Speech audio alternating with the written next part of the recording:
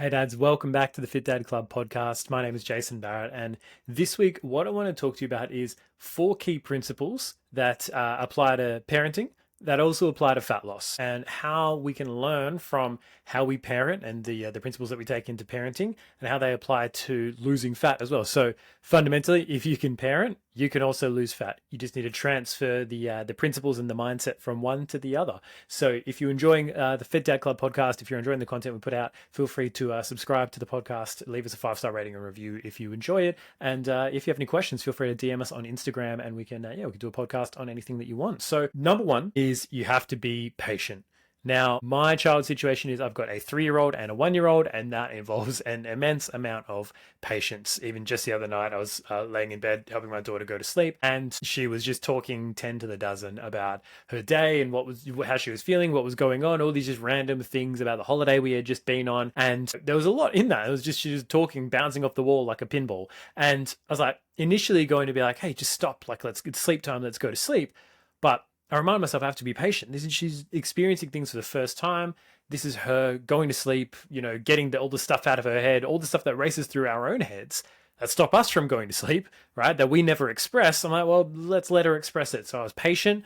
I stopped myself and I just let her get it out, and it was much more effective. You have to be patient in so many different areas in parenting. You're patient with them when they're, an infant and a baby and they're crying all the time. You've got to be patient when they're a toddler and they're just figuring things out for themselves. You've got to be patient with them when they're a teenager, probably more than any other time. And that patience is one of the biggest reasons why dads struggle with their fat loss. I was just talking to a client actually just before, and he was telling me about a friend of his who had lost 15 kilos in 3 weeks. Well, on the plan he was on, where basically he would have a protein shake a day, and then every other day he might have like a steak.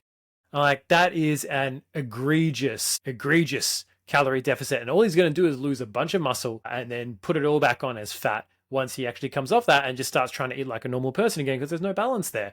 And that's an example of someone without patience. People who are going into, using the GLP-1 medications, right? The peptides and the stuff that's like, cool, give me the easy fat loss solution, right? And it's not always the easy fat loss, but there are some people who view it that way because they're impatient, as opposed to people who are using them as tools just to help them get a better result.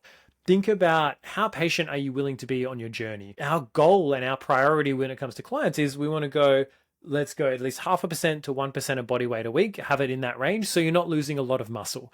Because good things come to those who are patient, who are willing to play the long game and do it properly. Because if you are patient with your results and you're willing to push through plateaus and not give up at the slightest hurdle, that is where you get results, right? Is from having the patience to stick it out for the long term. And then you've got to do the same thing with parenting. You've got to have the patience to get through the sleepless nights, through the tantrums, through like the three-nager and the school stuff to get to the really, and to be honest, there's beautiful things in all of those stages. But the more patient you are, the more you can support your kids. The same thing, you've got to be patient with yourself, and you've got to be able to support yourself through this, because you didn't put on the weight overnight. So you're not going to lose it overnight. So you've got to be willing to be patient.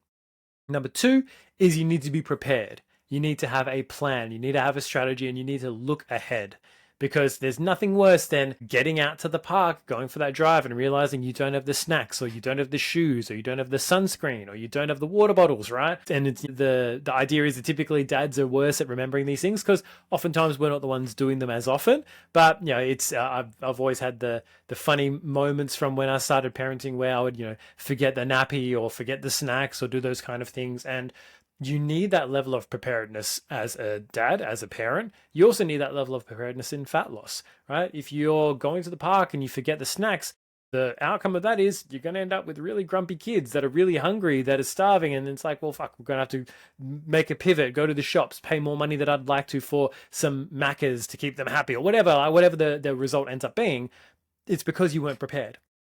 So if you want to be a good parent, you've got to be prepared. You've got to have nappies in the nappy bag. Otherwise, that's going to be the time where your child shits all over the car seat and you've got nothing to change them with. I remember we went to our son's appointment and we forgot nappies. We were at the hospital, luckily, and it was at least like 3-month checkup or something. I think it was my wife's checkup, and we didn't bring nappies for him. We just forgot. And luckily we were able to get some of the newborn nappies because he had a big poo explosion. I was like, that's the time when it happens. If you're not that level of prepared, because the same level of shit will go down for your fat loss. Work will run late. The kids inevitably will need help or support with something. There might be some housework stuff that needs doing. You're going to end up in a situation where you need to, pivot, or you need to do something different, but you need to have your plan or your preparation in place for knowing what is going to happen. And you're going to go, cool, this weekend I've got this thing coming up, so I'm going to have this in place. This evening, we know we're eating out late because we've got soccer practice, so we're going to be doing this. That preparation is essential. Preparation of your meals, preparation of when are you going to get your training sessions in? Because I'll get it in at some point tomorrow. Some point never comes, because there's always something else that's more immediate that can demand your attention. So you've got to plan ahead. Number 3 is you've got to be able to pivot. Right? So as much as planning is great, there's never been a plan that survives first contact with the enemy. So you need to be able and willing to pivot and to know what those pivots are. If the kids, you geared up to go to the beach, but then the kids are screaming and they don't want to, you got to be willing to pivot and to change the plans as needed based on what happens, right? One of the kids gets sick. We've had this constantly the last couple of months where, one of the kids or one of us has gotten sick. We've had to change plans, and you can sit there and mope about it and be upset about it and complain about it, or you can pivot and look for the opportunity that you do have within that. And it's the same thing when it comes to fat loss. You've got to be able to pivot. I can't get my workout in today, right? Well, I'm going to go for a 15-minute run, right? I'm just going to get something in to feel like I'm moving the needle forward. If I can't eat the meal I've got planned today, this is the takeaway that I'm going to go get, which is going to fit my goals. I'm going to get a Subway salad or a Guzman and Gomez salad or something like that. You've got to have that ability and that willingness to pivot and change as necessary.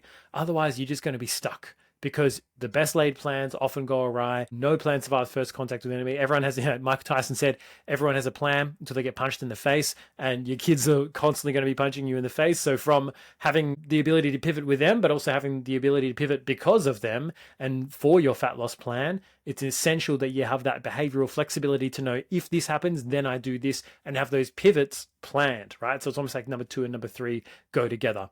And the final reason why parenting is like fat loss is you're in it for life. If you want your health and fitness to be something that you maintain for the rest of your life, you've got to be willing to make those changes for life.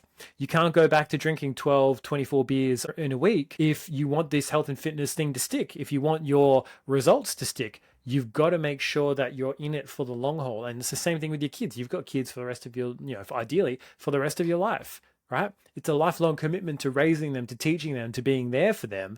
And it's not something that for most of us, it's not something that you opt out of. It's something that you're going to be a dad, right? For them for the rest of their life. You need to make sure that you do the same level of commitment. You have the same level of commitment to your health and your life, because that is what it is. It is your life, right? It is your life, and it is your longevity. It is your ability to be there for your kids for the long term. And that health and that fitness is a lifelong commitment. If you just go on a 6-week, 12-week plan, cool, you lose a bunch of weight, but then you end up putting it all back on. And oh, fuck, these fat loss plans don't work. I'm always meant to be bigger boned. I'm always meant to have diabetes, blah, blah, blah. No, that doesn't have to be the case. It can be that you lose the weight and you keep it off, but it has to be a lifelong commitment. It has to be something that you are dedicated to being a fit dad, which is why we talk about being a fit dad, because it's about the identity. It's about identifying, who am I?